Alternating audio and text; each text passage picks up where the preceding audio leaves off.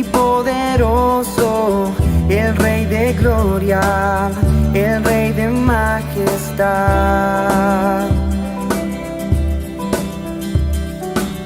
Conmueve al mundo con su estruendo y nos asombra con maravillas, el Rey de gloria, el Rey de majestad.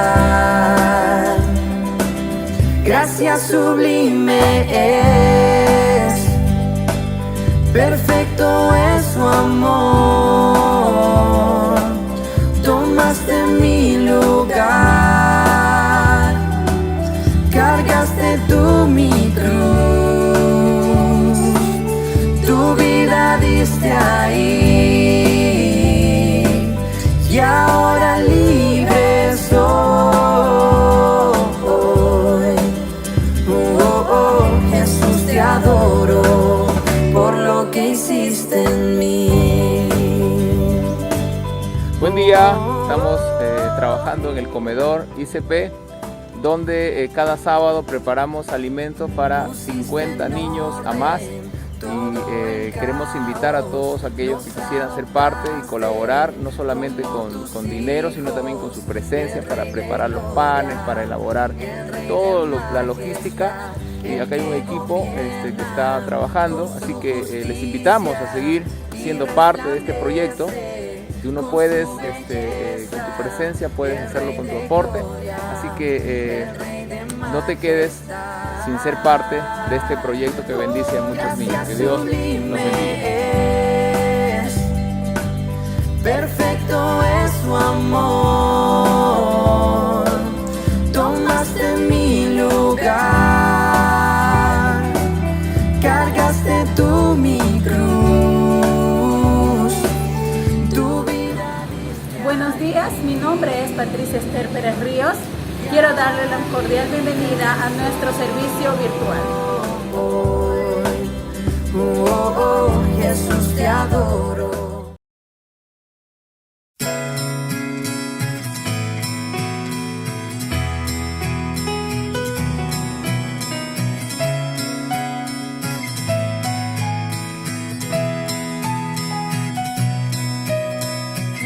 Traigo mi alabanza, es más que palabras, esto no es una actuación, no es por emociones, por lo que yo canto, solo tú eres la razón. Por siempre cantaré y con todo gritaré, solo a ti, Jesús, mi Rey. No puedo imaginar cantar solo por cantar, lo que quiero es adorar.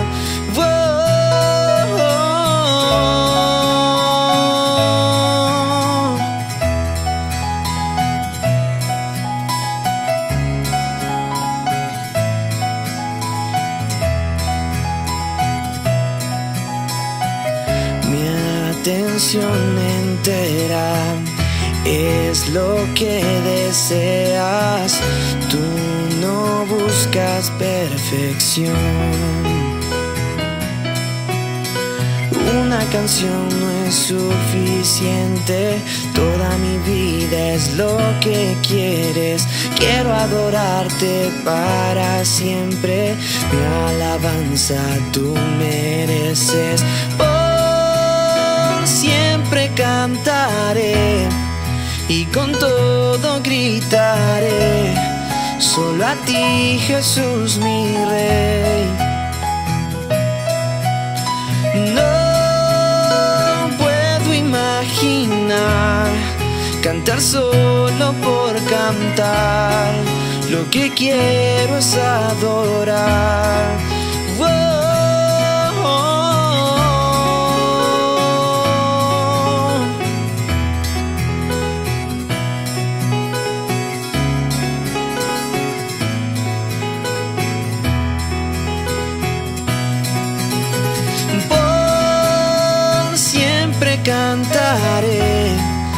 con todo gritaré, solo a ti, Jesús, mi Rey.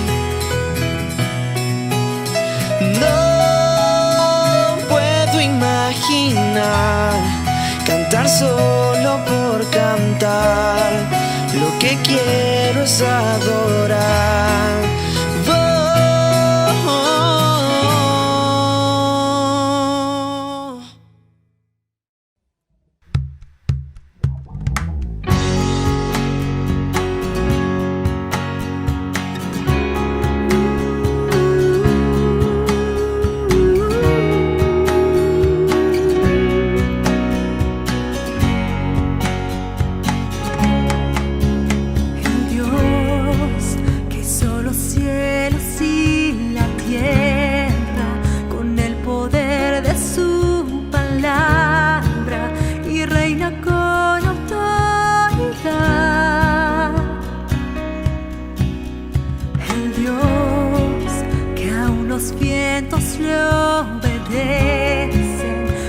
Palabra suficiente para los muertos levantar.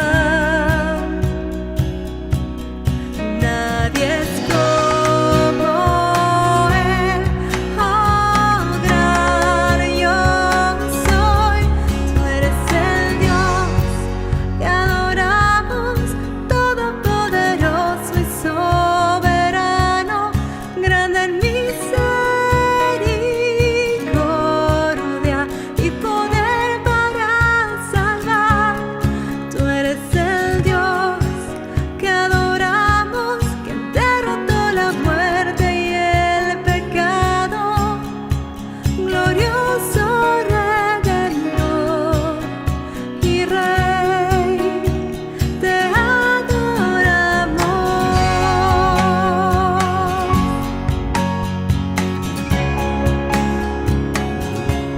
Tú eres digno, Señor.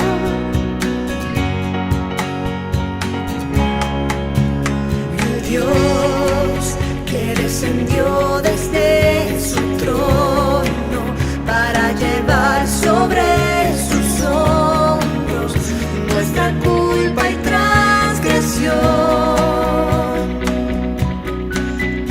Jesús, exaltado sobre todo, nombre sobre todo nombre, solo en Él hay salvación. Nadie es como Él, oh gran yo soy.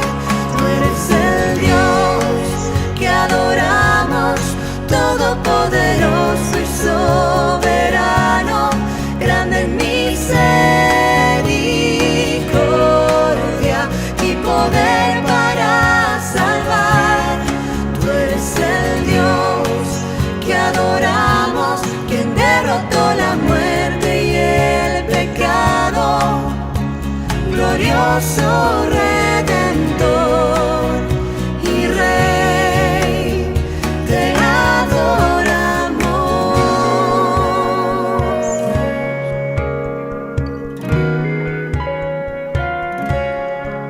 Te adoramos.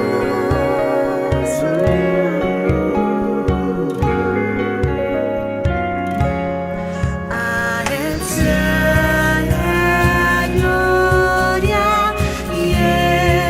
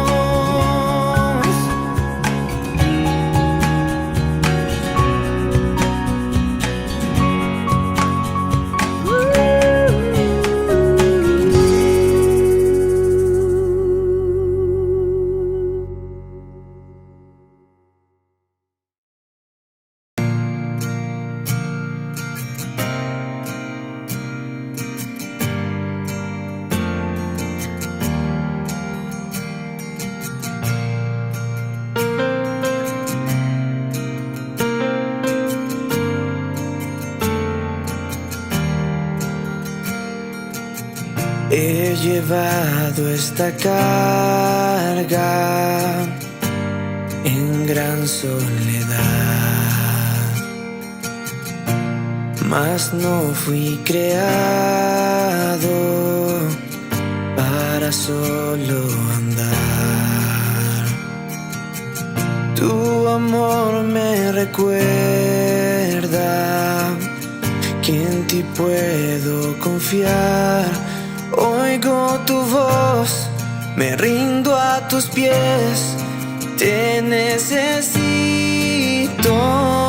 Dios. Corro a mi Padre, corro a mi hogar. Solo en sus brazos está mi lugar. Me envuelve su gracia, me da su perdón. Y yo corro a mi Padre una vez y otra vez y otra vez y otra vez. Oh, oh, oh. Enviaste a tu Hijo por mi redención. Su sangre fue el precio de mi salvación. Y me acercaste a tu corazón. Cuán grande amor, sin comparación. Te necesito, Dios. Corro a mi Padre, corro a mi hogar. Solo en sus brazos está mi lugar. Me envuelve su gracia, me da su perdón. Y yo corro a mi Padre una vez y otra vez y otra vez y otra vez. Oh, oh, oh, una vez y otra vez. Oh,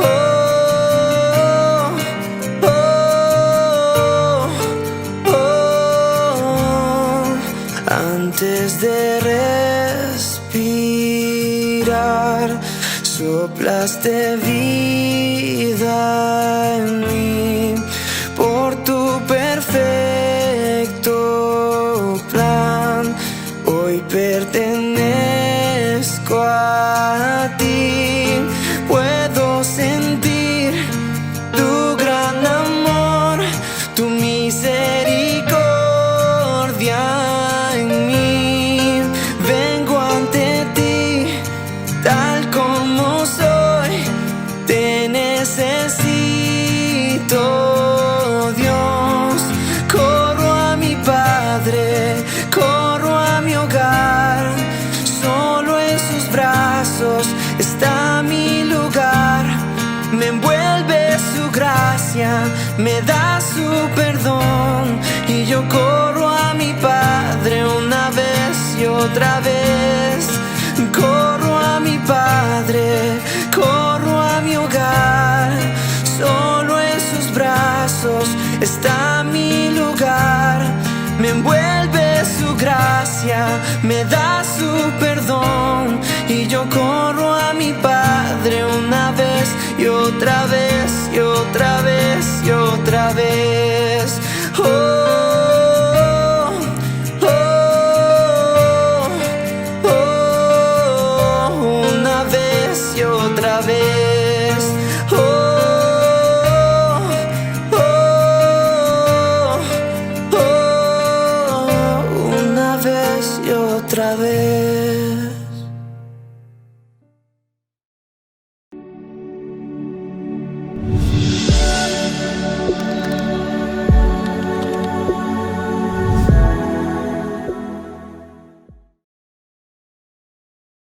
Hechos de los Apóstoles. Capítulo 1. Estimado Teófilo, en mi primer libro me refería a todo lo que Jesús comenzó a hacer y enseñar hasta el día en que fue llevado al cielo, luego de darles instrucciones por medio del Espíritu Santo a los apóstoles que había escogido. Después de padecer la muerte, se les presentó dándoles muchas pruebas convincentes de que estaba vivo. Durante 40 días se les apareció y les habló acerca del reino de Dios. Una vez, mientras comía con ellos, les ordenó: no se alejen de Jerusalén, sino esperen la promesa del Padre, de la cual les he hablado. Juan bautizó con agua, pero dentro de pocos días ustedes serán bautizados con el Espíritu Santo. Entonces los que estaban reunidos con él le preguntaron: Señor, ¿es ahora cuando vas a restablecer el reino a Israel? No les toca a ustedes conocer la hora ni el momento determinados por la autoridad misma del Padre, les contestó Jesús. Pero cuando venga el Espíritu Santo sobre ustedes, recibirán poder y serán mis testigos, tanto en Jerusalén como en toda Judea y Samaria, y hasta los confines de la tierra. Habiendo dicho esto, mientras ellos lo miraban, fue llevado a las alturas hasta que una nube lo ocultó de su vista. Ellos se quedaron mirando fijamente al cielo, mientras él se alejaba. De repente se les acercaron 2 hombres vestidos de blanco, que les dijeron: Galileos, ¿qué hacen aquí mirando al cielo? Este mismo Jesús que ha sido llevado de entre ustedes al cielo, vendrá otra vez de la misma manera que lo han visto irse. Entonces regresaron a Jerusalén desde el monte llamado de los Olivos, situado aproximadamente a 1 kilómetro de la ciudad. Cuando llegaron, subieron al lugar donde se alojaban. Estaban allí Pedro, Juan, Jacobo, Andrés, Felipe, Tomás, Bartolomé, Mateo, Jacobo hijo de Alfeo, Simón el celote y Judas hijo de Jacobo. Todos, en un mismo espíritu, se dedicaban a la oración, junto con las mujeres y con los hermanos de Jesús y su madre María. Por aquellos días, Pedro se puso de pie en medio de los creyentes, que eran un grupo como de 120 personas, y les dijo: Hermanos, tenía que cumplirse la escritura que por boca de David había predicho el Espíritu Santo en cuanto a Judas, el que sirvió de guía a los que arrestaron a Jesús. Judas se contaba entre los nuestros y participaba en nuestro ministerio.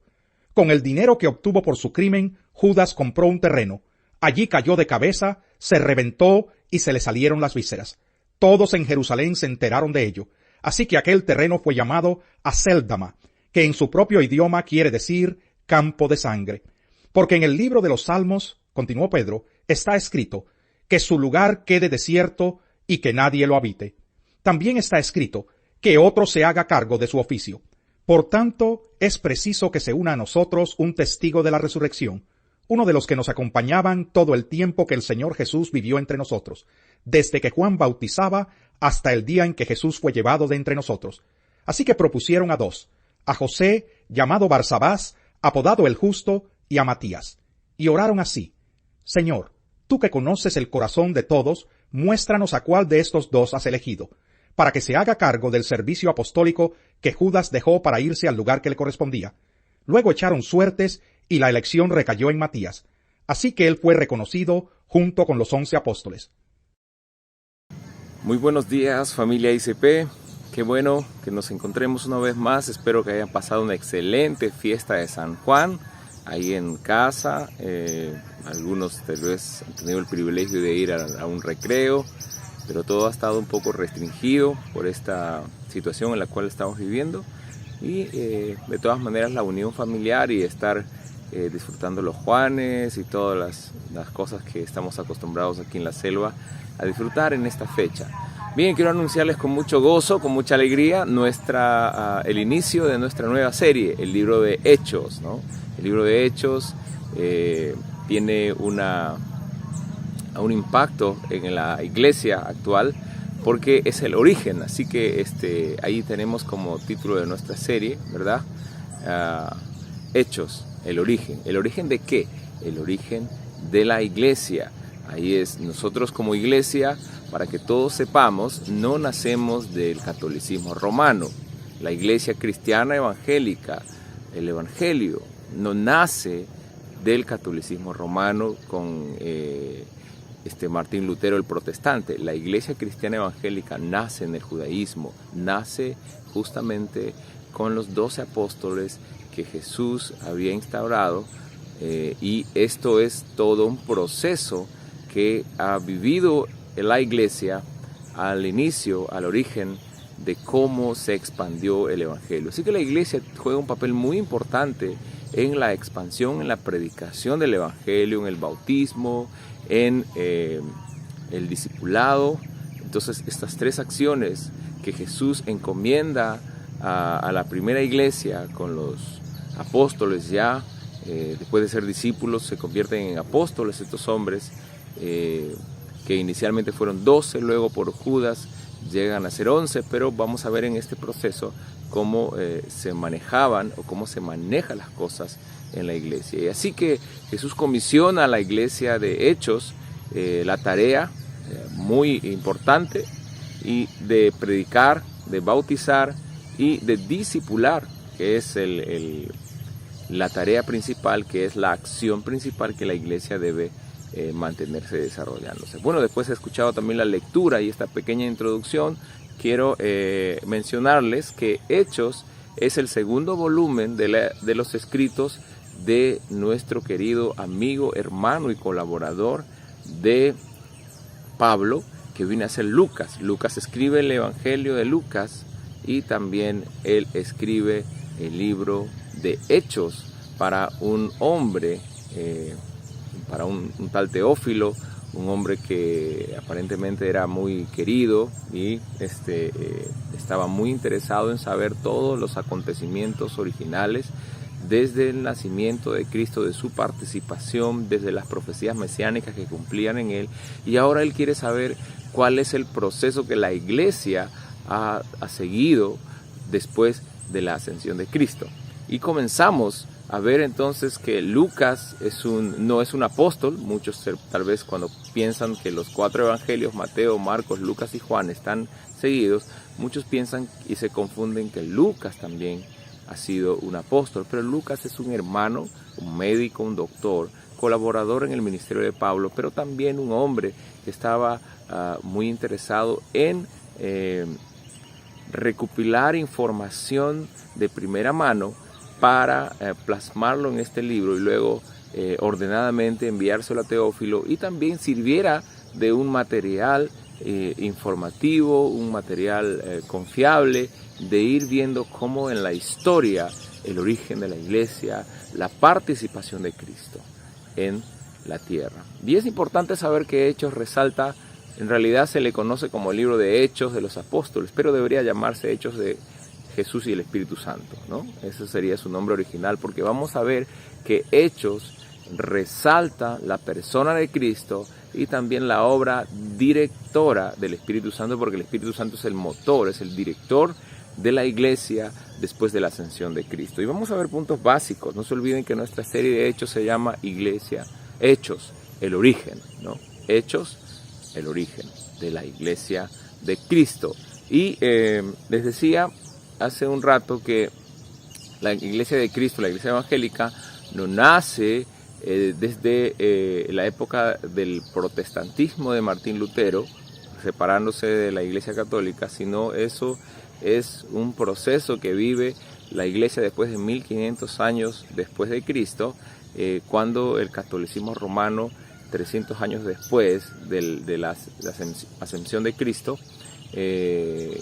Constantino, un emperador romano, oficializa la religión cristiana. Luego, por cuestiones políticas, absorben el evangelio y lo esclavizan y lo adulteran, haciendo toda una mezcla de paganismo con lo religioso. Eso se llama sincretismo, y destruyen, dañan, desvirtúan todos los principios del evangelio y lo hacen al estilo Roma papal, ¿no? Así que el evangelio sufre todo un proceso.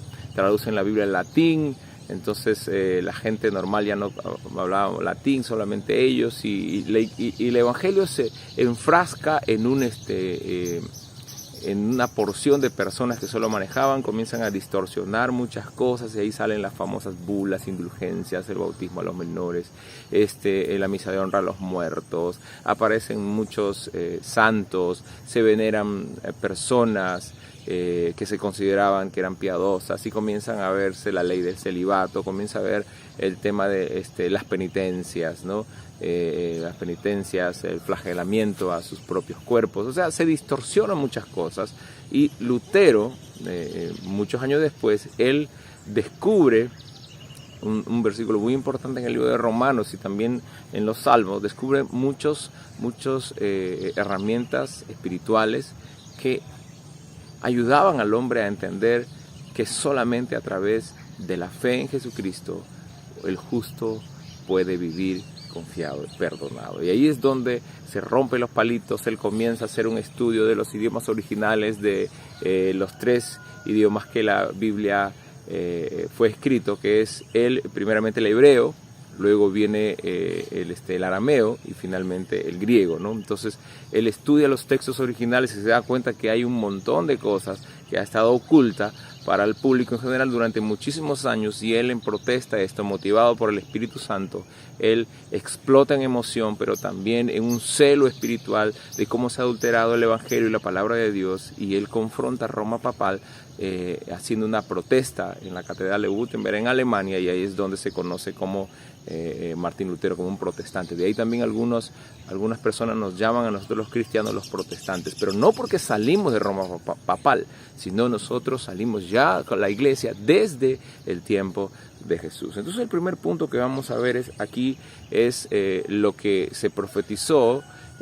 Daniel profetiza en el capítulo 7 de sus escritos proféticos, y dice, después de padecer la muerte, se les apareció dándoles muchas pruebas convincentes de que estaba vivo. Durante 40 días se les apareció y les habló acerca del reino de Dios. Es interesante ver lo que estaba pasando aquí en medio de todo este acontecimiento. Esto es, después de la crucifixión, Jesucristo resucita y está 40 días todavía con sus discípulos. Es increíble, ¿no? Les había dicho que en 3 días iba a restaurar el templo, él les había dicho muchas cosas, pero seguramente que muchos de los discípulos de Jesús, como Tomás y otros, dudaban que realmente él iba a resucitar. Había una creencia a mitad de que Jesús era el Mesías, pero acá Lucas está plasmando con mucha seguridad de que Jesucristo sí se les apareció para ayudarles todavía a creer y darle las últimas instrucciones sobre 40 días más. Jesús estuvo con ellos 40 días enseñándoles los detalles finales de su partida, pero también de la estadía y la comisión, empoderando a la iglesia, a los apóstoles allí, empoderándolos a los hermanos que estaban con ellos. Y es interesante ver, dice, lo que Lucas está pensando cuando está hablando, plasmando esta carta, pensando en Teófilo. En el versículo 1, como ustedes escucharon la lectura, dice, estimado Teófilo, en el primer libro me refería a todo lo que Jesús comenzó a hacer y a enseñar, hasta el día en que fue llevado al cielo, luego de darles instrucciones por medio del Espíritu Santo a los apóstoles que había escogido. Interesante ver de que Dios tiene un propósito muy importante cuando llama a alguien. Estos hombres que fueron llamados, que no fueron los mejores teólogos de la época, que no fueron los mejores en la lista de los mejores, ellos fueron usados, llamados con un propósito. Entonces aquí vemos que se cumple la promesa de Daniel, que él iba a resucitar, que iba a ascender y sentarse en el trono. Entonces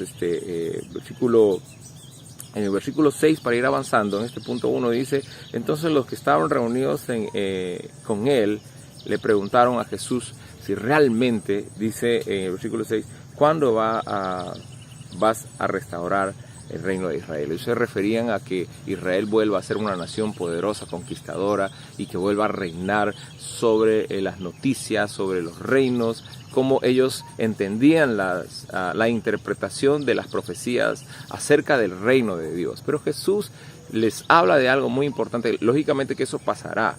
Y esto es un mensaje para todos aquellos, estas personas que han sido influenciadas por sectas erróneas que usan las escrituras pero para distorsionar.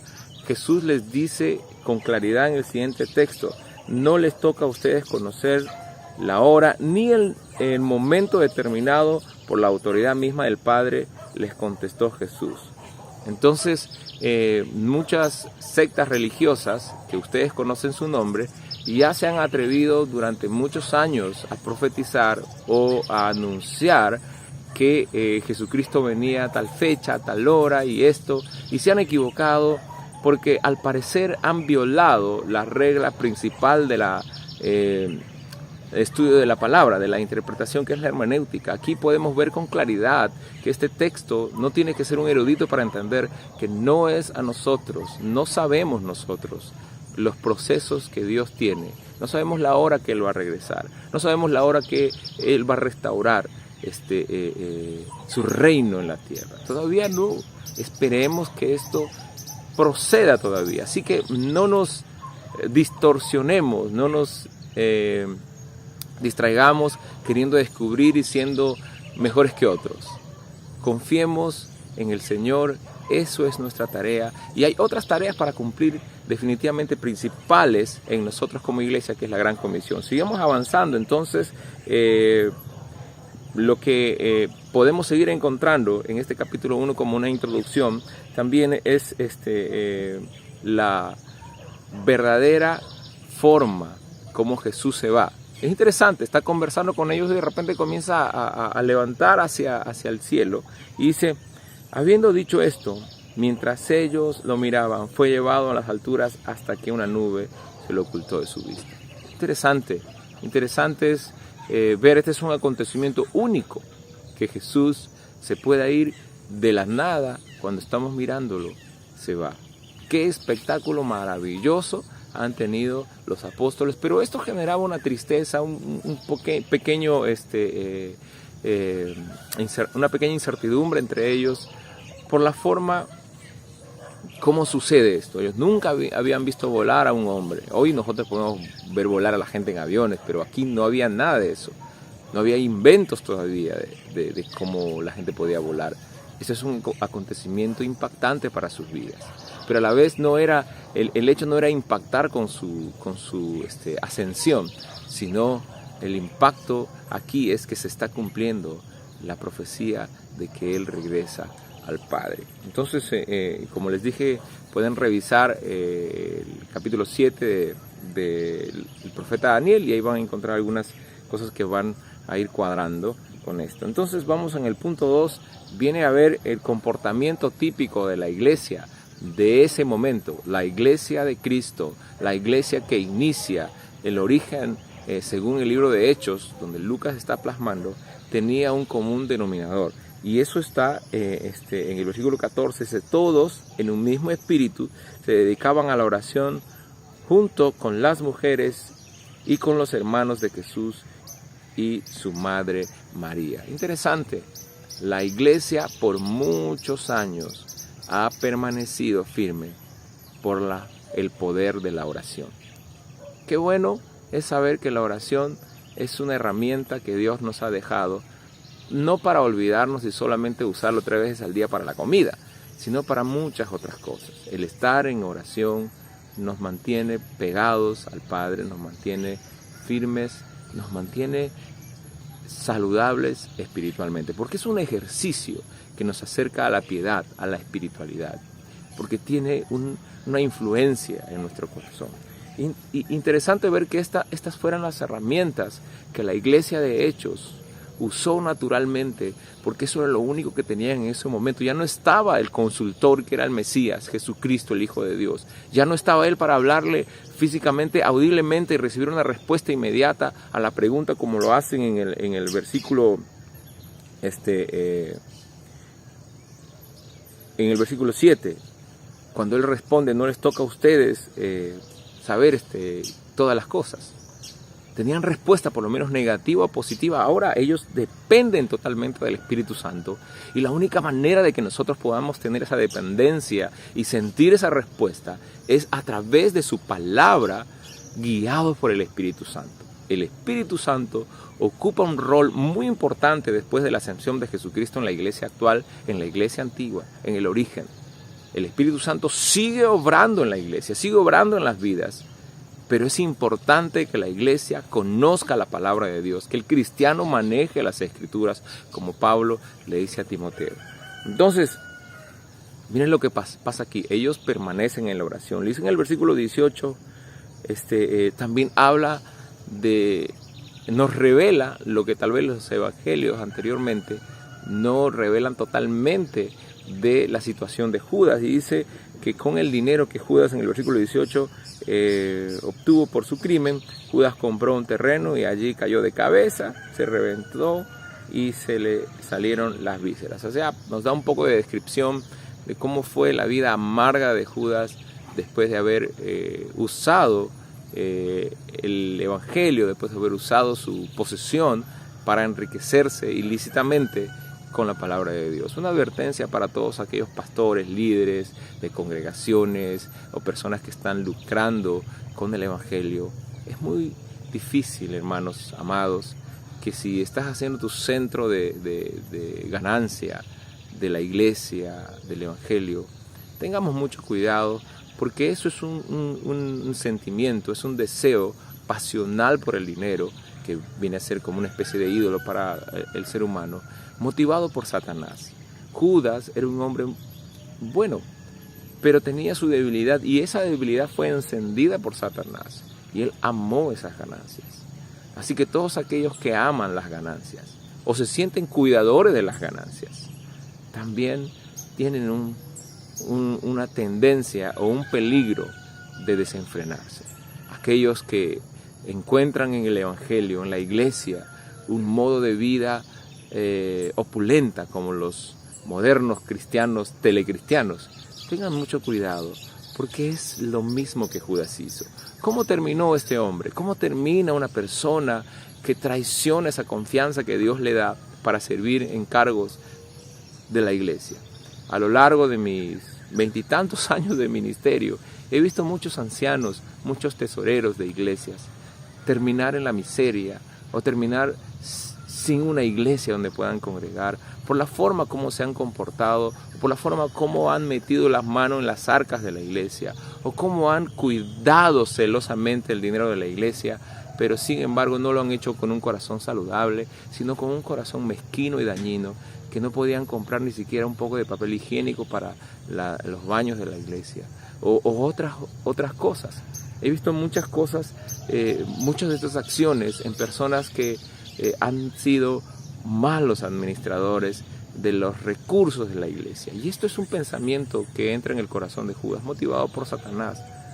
Es interesante también ver cómo otras personas, llenos de ese don maravilloso que Dios les da, pueden desarrollarse de manera generosa, sabia, en la administración de los recursos de la iglesia. Eso es lo que el Señor ama y honra. Realmente Judas tenía un potencial, pero fue motivado por Satanás para cumplirse también las profecías. Pero mira cómo termina la vida de este hombre, amargado, decepcionado del mismo, suicidándose finalmente porque entendió que había hecho un daño tan profundo al Hijo de Dios, al Rey de Reyes y al Señor de Señores. Cuando alguien traiciona a la iglesia de Cristo, no le está traicionando a seres humanos, sino al Señor.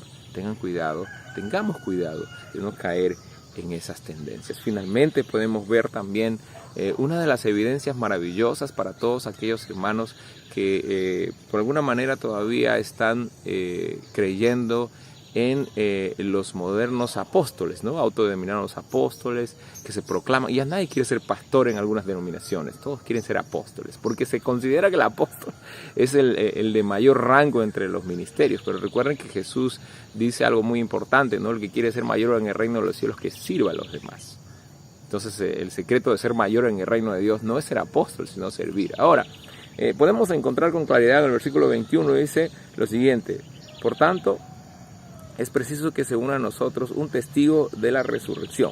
Cuando están buscando un sucesor de Judas, el que se acaba de ahorcar, Lucas está hablando aquí. Y es interesante ver de que se necesitaba un nuevo apóstol. Y cuando hablo de un nuevo apóstol, ¿por qué Jesús no nombró a los 150 apóstoles que estaban con los 12 o con los 11 ya en ese tiempo? ¿Por qué Jesús no buscó apóstoles 14, 15, 16, 17 y 18? ¿Por qué Jesús solamente buscó 12 hombres, del cual uno falló y los 11 quedaron? ¿Por qué los apóstoles, con la potestad que tenían, no fueron dirigidos por el Espíritu Santo para que buscaran al apóstol número 12, 13, 14, 15 también? ¿Por qué no lo hicieron? Es una pregunta que debemos hacernos allá en casa, o las personas que creen, o de repente algún apóstol moderno me está escuchando, ¿por qué Jesús no buscó más? ¿Por qué los apóstoles no buscaron más? Dice aquí con claridad que el Espíritu Santo comenzó a guiar a ellos. Porque, ¿por qué no hubo más espacio para otros apóstoles? ¿Por qué no se nombró otros apóstoles que estaban también con ellos? Dice que con claridad aquí tomaron decisión de buscar entre ellos, pero acá hay unos requisitos importantes para que ese único apóstol que iba a tomar el puesto de Judas tuviera. Miren los requisitos que hay acá. Dice en el versículo 21. Por tanto, es preciso que se una a nosotros un testigo de la resurrección, uno de los que nos acompañaban todo este tiempo, que el Señor Jesús vivió entre nosotros, desde que Jesús bautizaba hasta el día en que Jesús fue llevado de entre nosotros. Entonces aquí Pedro se está levantando, es el versículo 15, que por aquellos días se puso de pie en medio de los creyentes, Pedro, ¿no? Y empezó a hablar muchas cosas, a explicar lo que estaba pasando en la iglesia. Motivado por el Espíritu Santo, Pedro dice que comenzó a hablar acerca de lo que había pasado con Judas. Él explica todo este proceso, ustedes pueden ver ahí en el capítulo 1, pero finalmente Pedro se para y toma la iniciativa, el liderazgo de la iglesia, y él dice: necesitamos, para comenzar a trabajar completos como estamos acostumbrados en el equipo ministerial, necesitamos a uno.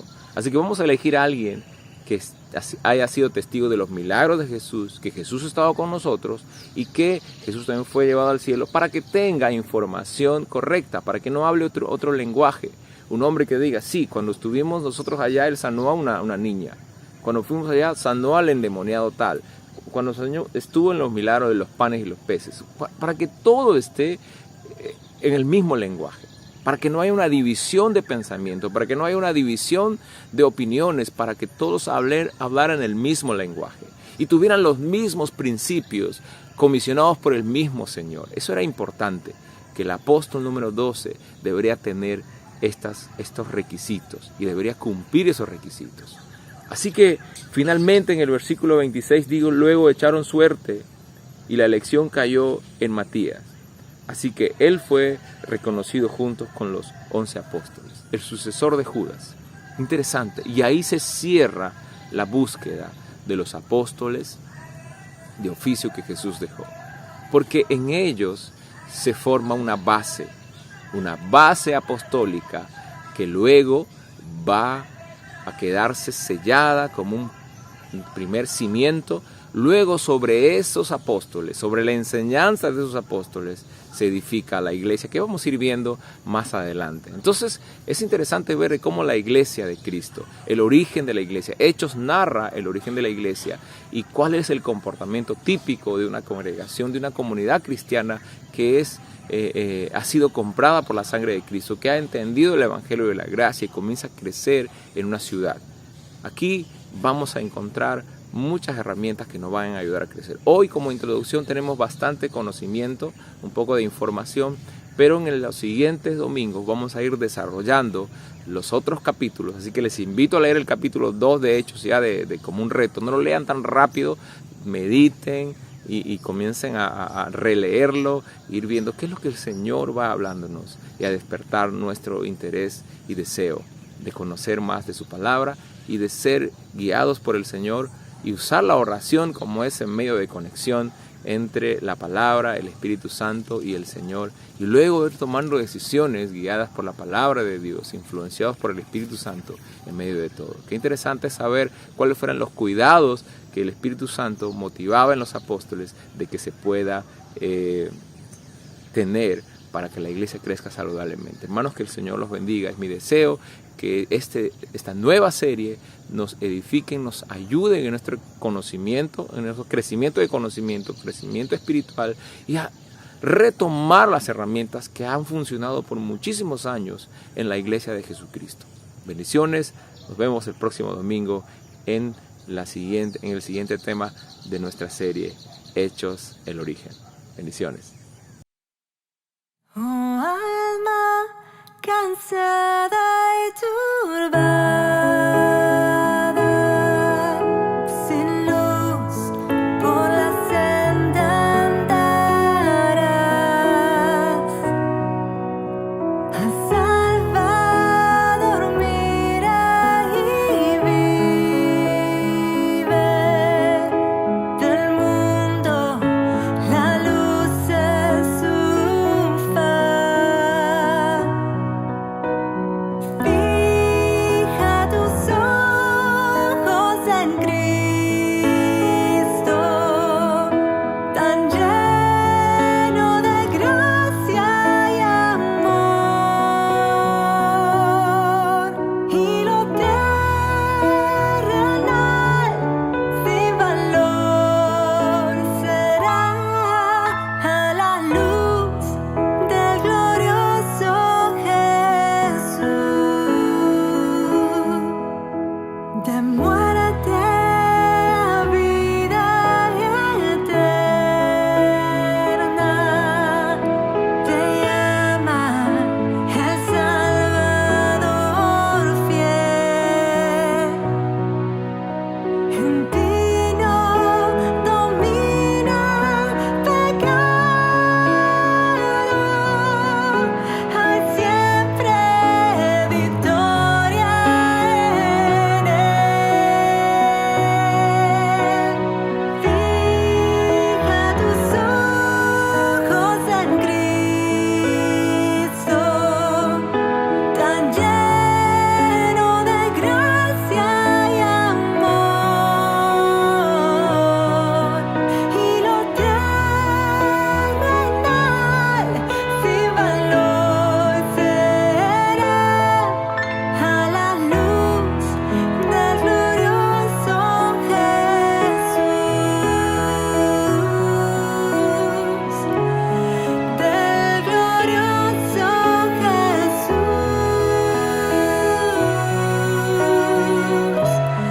del glorioso Jesús,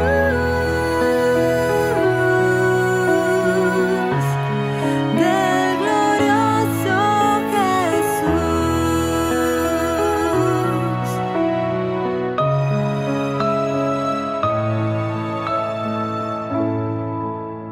Jamás faltará su promesa. Él dijo, contigo yo estoy. Al mundo perdido ve pronto y anuncia la salvación hoy.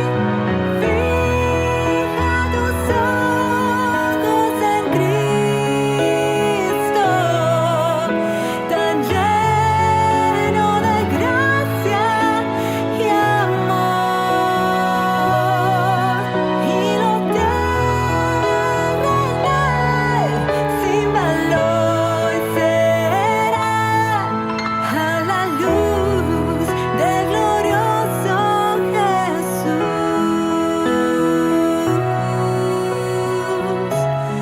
del glorioso Jesús.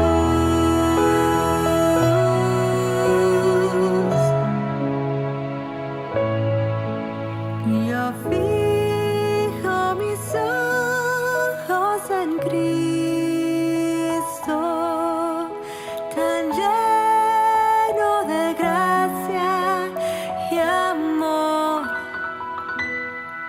ya no terrenal no vale más.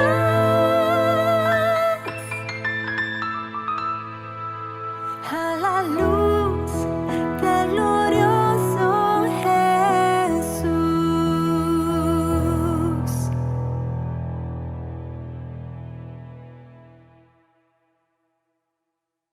Gracias por acompañarnos y nos vemos la próxima semana.